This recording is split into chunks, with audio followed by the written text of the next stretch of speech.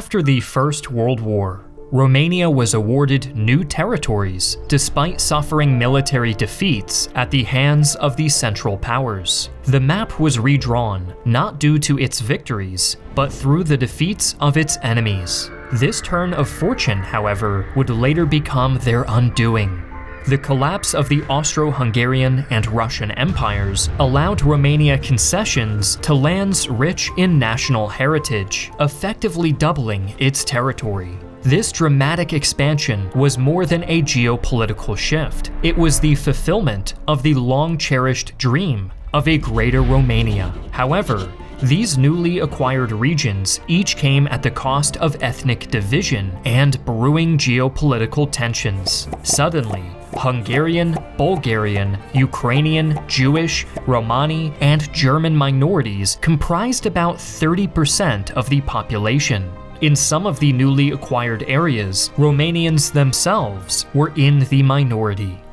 Diplomatically, Romania's expansion led to entanglements with neighboring countries. Hungary coveted Transylvania's return. Bulgaria aimed to regain southern Dobruja, and the Soviet Union set its sights on Bessarabia.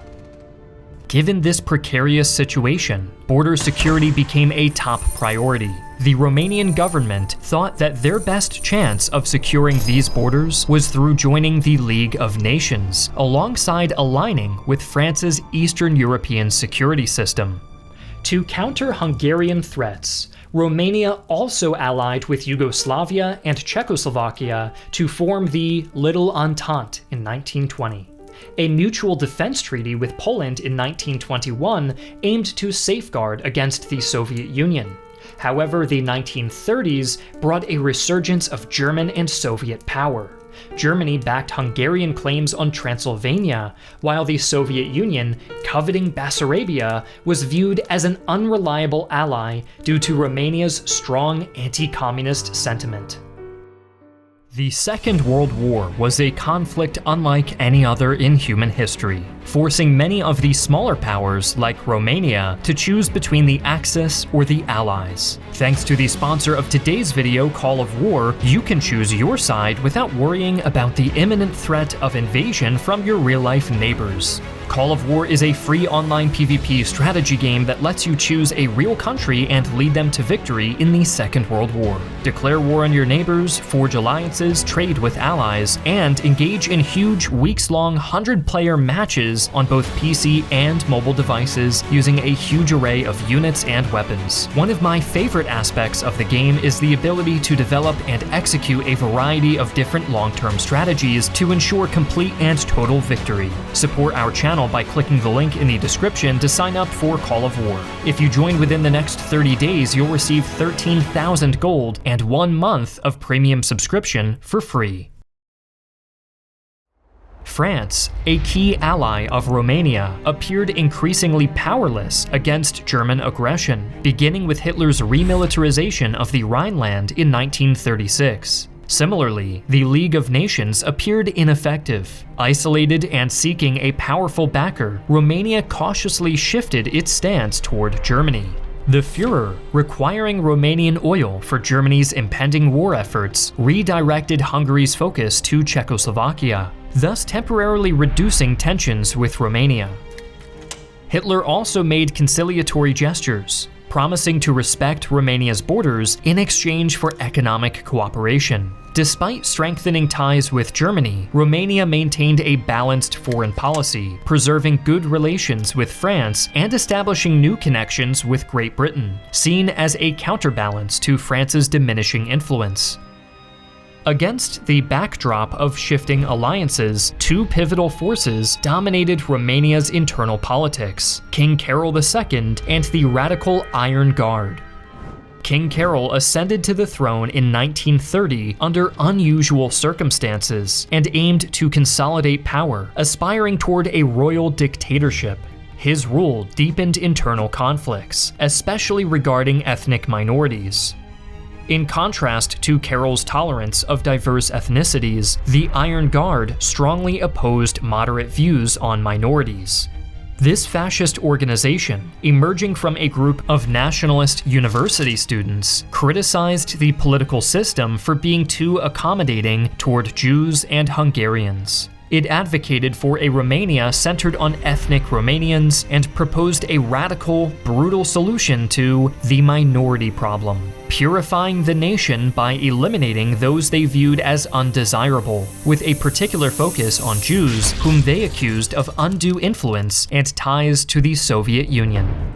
The tension between King Carol's authoritarian ambitions and the Iron Guard's radical nationalism led to a volatile political climate in Romania.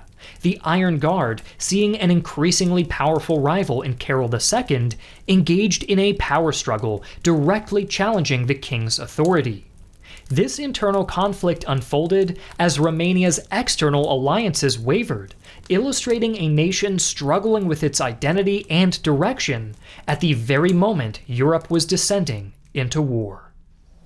Even before German armies stormed into Poland in September 1939, Romania strived for neutrality.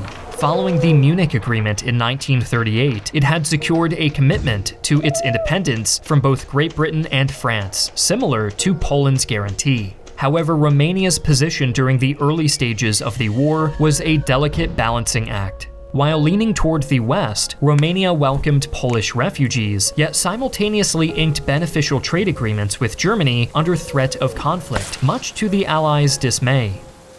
Internally, King Carol opposed the Iron Guard, even though he employed similar paramilitary and anti-Semitic tactics. His abolishment of the 1923 Constitution strengthened his grip on power. However, tensions escalated when Carol ordered the execution of Iron Guard leader Corneliu Codraniu in 1938, prompting the group to assassinate Prime Minister Armand Călinescu in 1939. In retaliation, Carol then executed hundreds of Iron Guard members. These efforts to suppress the fascist movement were complicated by geopolitical shifts in the summer of 1940. With France, a crucial ally, succumbing to German invasion, Carol turned to Germany for support, softening his position against the Iron Guard and implementing anti-Semitic laws. Oblivious to the Molotov-Ribbentrop Pact, Romania was confronted with Soviet demands for Bessarabia and northern Bukovina. Under German pressure, Romania ceded these territories, resulting in the capture of over 40,000 Romanian troops stationed there. Smelling blood, Hungary and Bulgaria then pressed their own territorial claims on Romania. To maintain regional stability, Hitler brokered the Second Vienna Award in August 1940, resulting in Romania ceding northern Transylvania to Hungary and southern Dobruja to Bulgaria. This territorial cession in 1940 soon sparked a political crisis, undermining King Carol's authority. In an attempt to stabilize his reign, Carol appointed General Ion Antonescu as prime minister. Though this soon backfired, as Antonescu ousted the king in a coup d'etat, forming a new government with the Iron Guard in September 1940. The fragile coalition between General Antonescu and the Iron Guard crumbled quickly. Their government, fixated on excluding Jews from Romanian society, saw a clash in approaches. Antonescu favored a systematic exploitation of Jewish properties, whereas the Iron Guard, in disarray from previous purges, resorted to anarchic violence against Jews and other minorities. This culminated in a horrific pogrom in January 1941, where the Iron Guard's rebellion in Bucharest led to unspeakable acts of violence against Romanian Jews. Antonescu, more concerned about lawlessness and his authority, quashed the uprising and expelled the Iron Guard from power. Antonescu's purge of the Iron Guard did not leave Jews any safer, however. Instead, his regime perpetrated widespread massacres and deportations in Bessarabia, Bukovina, and Transnistria. This Romanian-led genocide, separate from the Nazis' final solution, resulted in the deaths of hundreds of thousands of Jews. Characterized by its brutality and efficiency, these actions reflected the deep-seated anti-Semitism of the time and Romania's willingness to autonomously persecute Jews, far from Nazi coercion.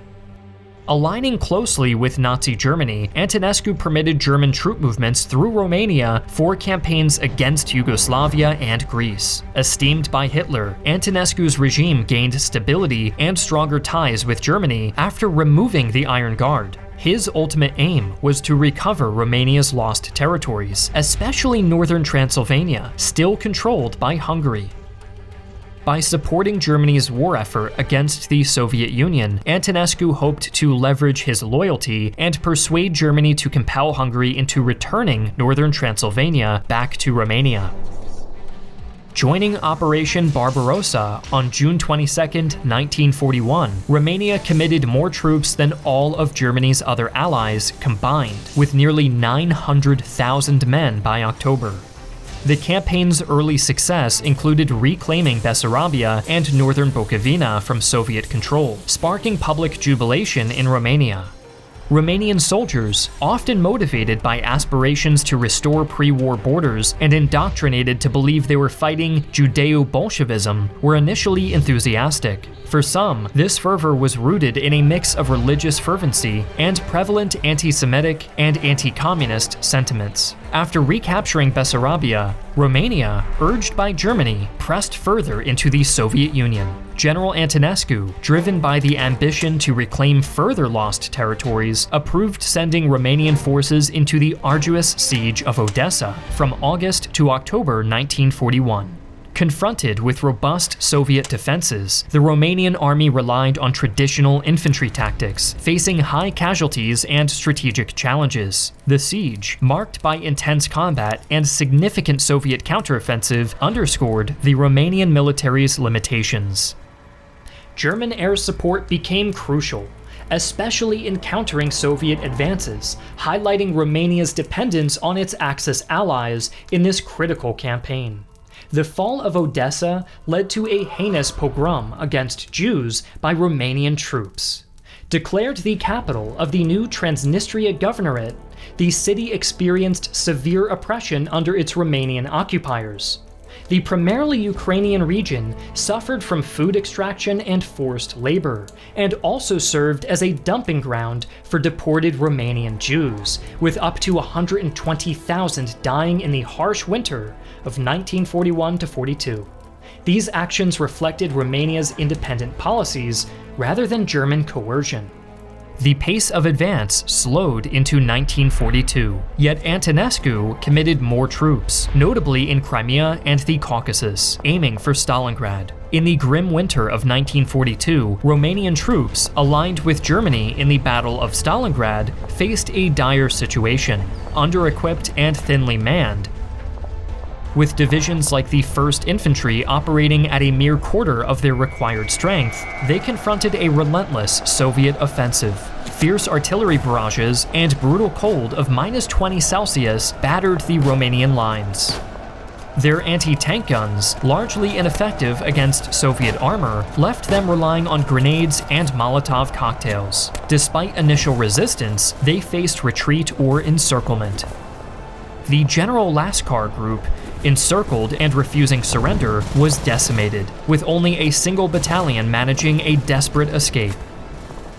The 4th Romanian Army, trapped in the encirclement at Calac Nadanu, witnessed 6 infantry divisions and a cavalry division fall. The aftermath of Stalingrad was devastating. Romania suffered 181,000 casualties. This number represented 16 of the 18 engaged divisions, amounting to half of its active military forces. Additionally, the Romanian Air Corps lost 73 aircraft. A subsequent Soviet counteroffensive further devastated Romania's military capabilities, severely weakening its frontline forces by February 1943. Post-Stalingrad, the alliance between Germany and Romania began to deteriorate. The Germans unfairly blamed the Romanians for the setback, which fueled increasing skepticism in Romania about the outcome of the war.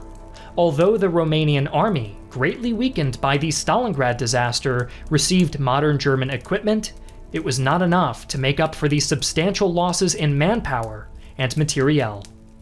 In 1943, while much of the Romanian army retreated back home, some units remained, notably around 66,000 soldiers in Crimea for anti-partisan operations. Their evacuation, delayed by Hitler's refusal, began only in April 1944 amidst a Soviet offensive, resulting in further Romanian casualties. By spring 1944, the conflict reached Romanian soil. A Soviet offensive in March pushed German and Romanian forces from Ukrainian territories and parts of Bukovina and Bessarabia. Temporary German support stabilized the front, but the Soviets' August offensive shattered the Romanian units. The reconstituted 6th Army, under Romanian command, was encircled and destroyed, further weakening Romania's already battered military forces. As Romania faced mounting losses in 1944, the inevitability of defeat dawned upon many, but Antonescu resisted surrender. Opposition leaders, along with King Michael I, a figurehead until then, launched a coup d'etat on August 23rd, ousting Antonescu and signaling a dramatic shift in Romania's position in the war.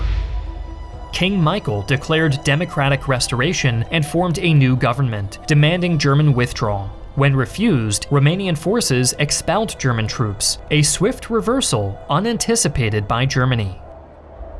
After aligning with the Allies, Romania contributed over 500,000 troops to the fight against their former Axis allies, and successfully reclaimed northern Transylvania by October.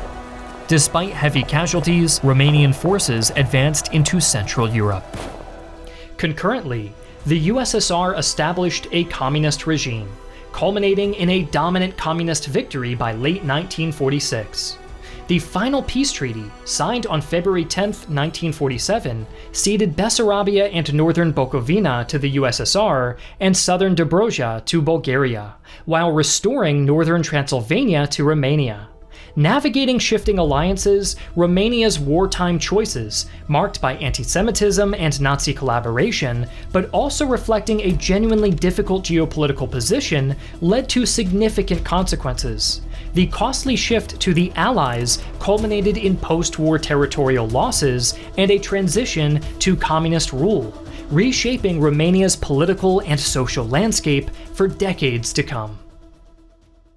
Thanks again to the sponsor of today's video, Call of War. Enjoy rewriting history in this free online PvP strategy game by signing up using our link in the description within the next 30 days and receive 13,000 gold and 1 month of premium subscription for free.